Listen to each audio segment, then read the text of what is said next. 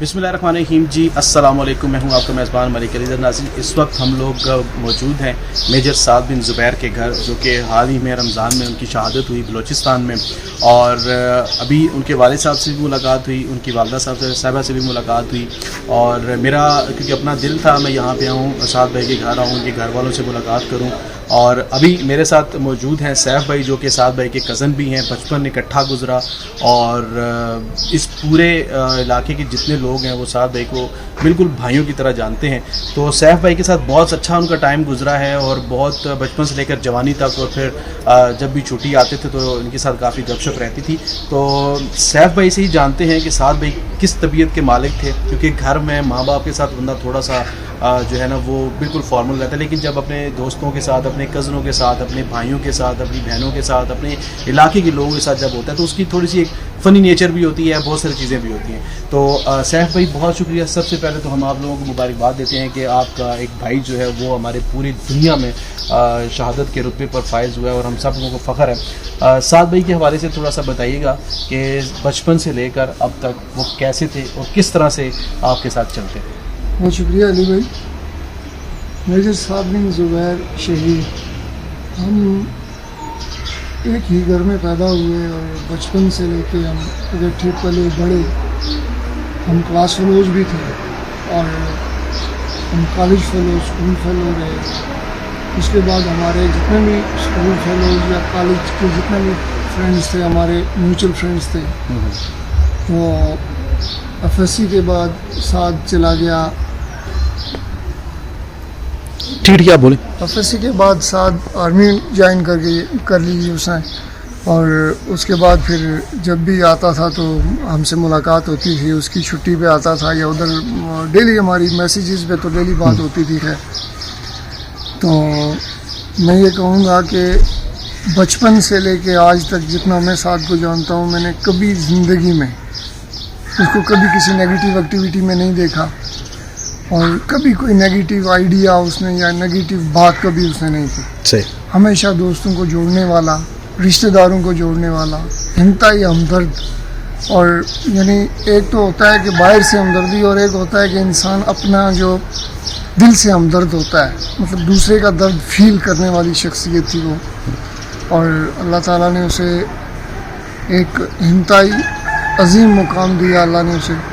और मैं ये समझता हूँ कि वो एक पहले से अल्लाह ताला की तरफ से चूज़न पर्सन था, क्योंकि उसकी सारी ज़िंदगी जो आज हमें ये एहसास होता है कि शायद वो अल्लाह ने किसी मिशन पे भेजा हुआ था।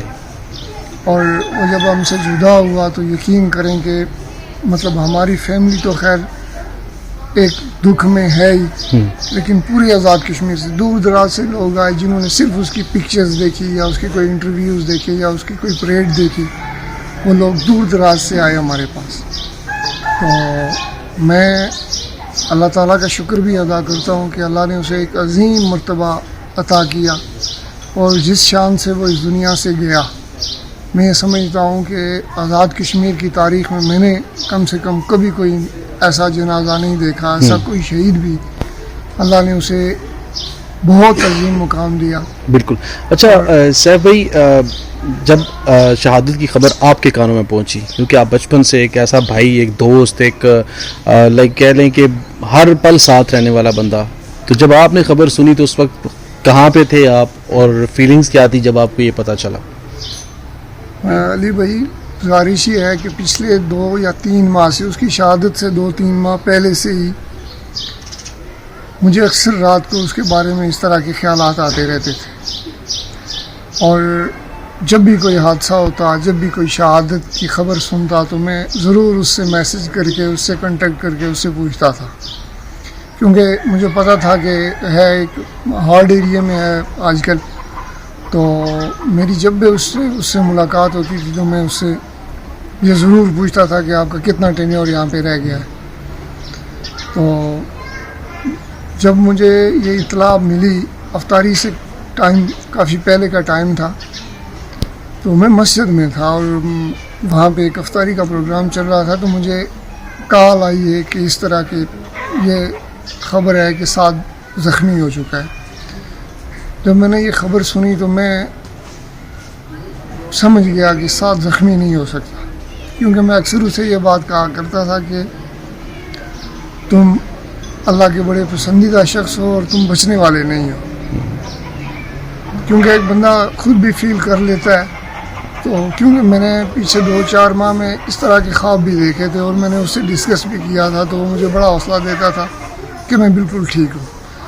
तो जब मुझे अचानक मुझे उसकी खबर मिली तो मैं एकदम बड़ा, यानी शायद मेरी ज़िंदगी में मैंने अपने आप को इतना बेबस कभी नहीं देखा, और मैं फ़ौरन घर की तरफ गया और मैंने कहा जी कि इस तरह की कोई ख़बर है कि साहब ज़ख्मी हो गया है। तो फिर खैर हमारी जितने भी काफ़ी सारे म्यूचुअल फ्रेंड्स हैं, हमारे क्लास फेलोज़, हमारे कज़न्स जो आर्मी में हैं, तो वो जब सब ने इकट्ठे कंटेक्ट करना शुरू कर लिया तो मैं समझ गया कि वो बात ख़तरे वाली है। सही।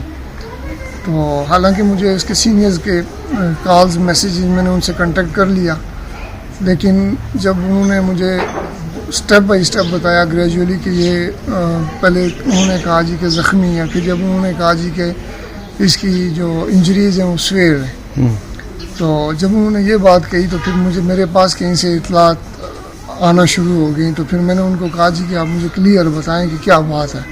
फिर जब उन्होंने बताया, खैर मैं तो पहले से समझ चुका था कि साद जैसा अजीम इंसान शायद बचने के काबिल तो नहीं है, क्योंकि शहादत दुनिया में मैं समझता हूँ कि सबसे अजीम रुतबा शहादत का है। बेशक।